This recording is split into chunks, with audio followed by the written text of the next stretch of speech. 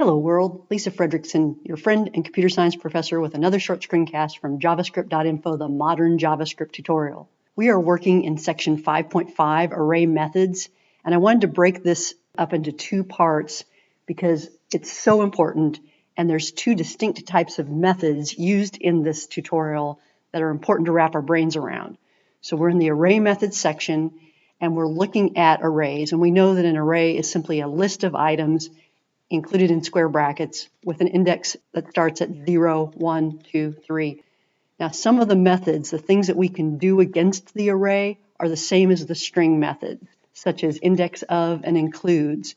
I'm going to console log out students.indexOf Lisa. The indexOf method returns the index value of that element. So if students finds Lisa, it's going to return its position, which is position 0. The includes method, just like the string method, returns is that argument that I pass into the method in the array. So that will pass back through. And when I refresh this page that this JavaScript file is connected to, I do get on line 10, position 0 returned from the indexOf method, and I get true returned from the includes method.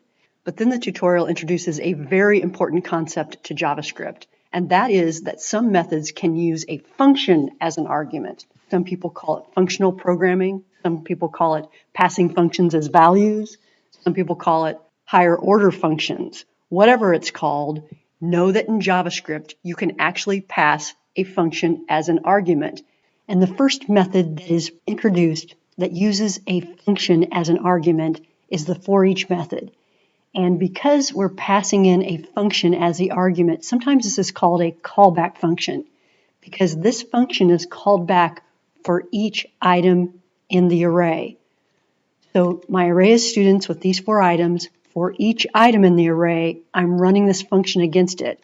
And I really want you to focus on the parentheses that surround the forEach method, as well as the curly braces that surround the statements in the function. So I'm declaring a function with one argument, student, and I'm console logging out hi plus the student's name. So this argument student becomes each item in the array. Now I don't have to use the variable name of student. I could use X. It really doesn't matter what that variable name is because it's only used in the processing of this callback function. So X becomes Lisa, then Doug, then Kelsey, then Aaron for each item in the student's array. And I'm going to save that and refresh and look in my console. Now here's the example that the author gives us, and I want to unpack this using different syntax. First of all, he doesn't even declare the array as a variable name. He just sticks the array there and then uses the forEach method directly on this array. Then he uses the arrow syntax. Now the arrow syntax is great. It's shorter than writing out the word function, but all this means is that we have a function name instead of the arrow, and then this particular function has 3 arguments, which he's named item, index, and array. So in my example that uses the older syntax with a function keyword, I made my variables item 2, index 2, and array 2 just so you could see them.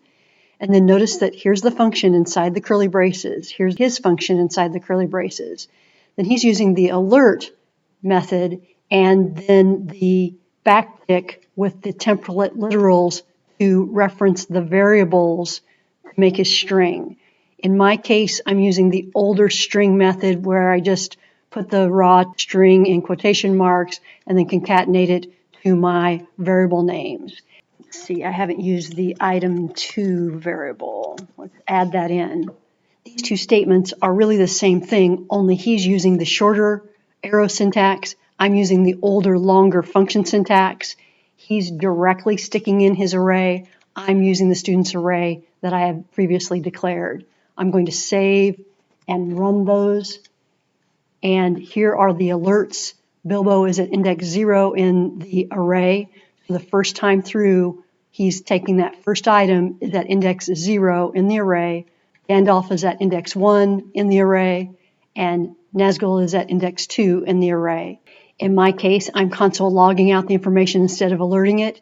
I'm taking the string item, concatenating that to item 2, whatever the first argument is in this forEach function. And the first argument takes the first element out of the array. The second optional argument takes the index value out of the array. And then the third optional argument lists the entire array. Let's practice another one. The main thing I'm trying to make sure you're familiar with here is that you can pass a function into a method. Let's try another array. This one also came from their example. It's an array of objects. That object has two keys, ID and name, and we put them on one line just because there's only two key value pairs, so no need to stack them vertically. So this is object index 0, object at index 1, and object at index 2. Let's use filter. Filter returns an array. We pass in a function that then works on each item in the array and returns an array. Here's how the tutorial has written that statement. I've rewritten it not using the arrow function, but using the function keyword and adding a 2 onto my variable name. They've let some users be assigned to users, that's my array, filter, and then item arrow. Now we know that that means we're doing a function and that we have one argument for the function. And I've changed it to item 2. And then inside the curly braces, what do we want to have happen each item in the array? I want to return the item's ID if it's less than 3. Notice again that the filter method starts with the opening parenthesis and closes with the right parenthesis. And the only argument that it's taking is a function, and that function needs to return something. This is the shorter syntax with the arrow syntax on how that would work. It's an implicit return. If we use the older function syntax, we need to explicitly say what we're going to return. And I've done that with this return statement. So let's save and refresh that code. And on line 33, console log some users 2, I've got an array of 2 objects. If I expand that, then I can see what those objects are. When their ID is less than 3, so I've returned only John and Pete in my return statement. There are many array methods that use a function as an argument. Find, filter, sort, split, join, reduce, map. Each of these examples is in this tutorial. I think a great way to learn this is to copy his examples into your Visual Studio Code and do exactly what I'm doing. If you're into arrow functions, you do not need to reverse engineer these into the older function syntax, but I do believe at this point in time you need to know both the arrow syntax as well as the older function syntax. And the main thing you want to be studying in this tutorial is how to pass a function into a method that then iterates over every item in the array. This is a super powerful part of JavaScript and differentiates it from other languages. So let's do one more. Here's another example that I copied out of the tutorial. Let links equal Bilbo, Gandalf, and Nazgul. And we're going to use the map method, which then returns an array with a new value for each item in the original array. And he's doing this all in one statement. He's declaring a variable, he's assigning it to an array using the map method on that array, and then passing in the function as to what he wants to have happen when that function iterates over each one of the items in the array. I like to break things down. So instead of passing the array directly into the statement, I've created a variable and assigned it to the same people, only with a 2 behind their name.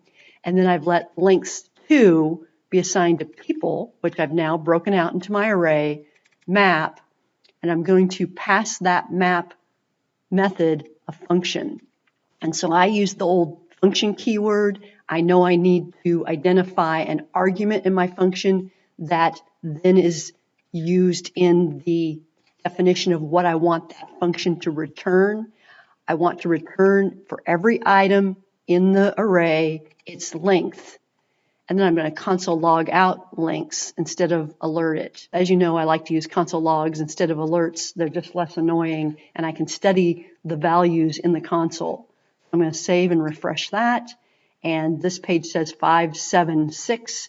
That comes from his statement on line 46.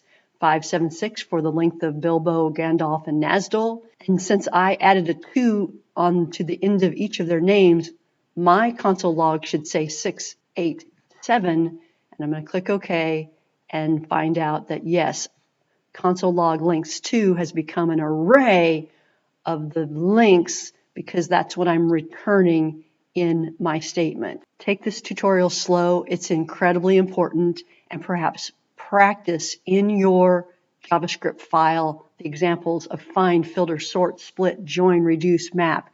Each one of these methods that uses a function as an argument and then pass in the function either using the new arrow syntax or the older syntax. Knowing all of this is critical to your JavaScript knowledge. Thank you.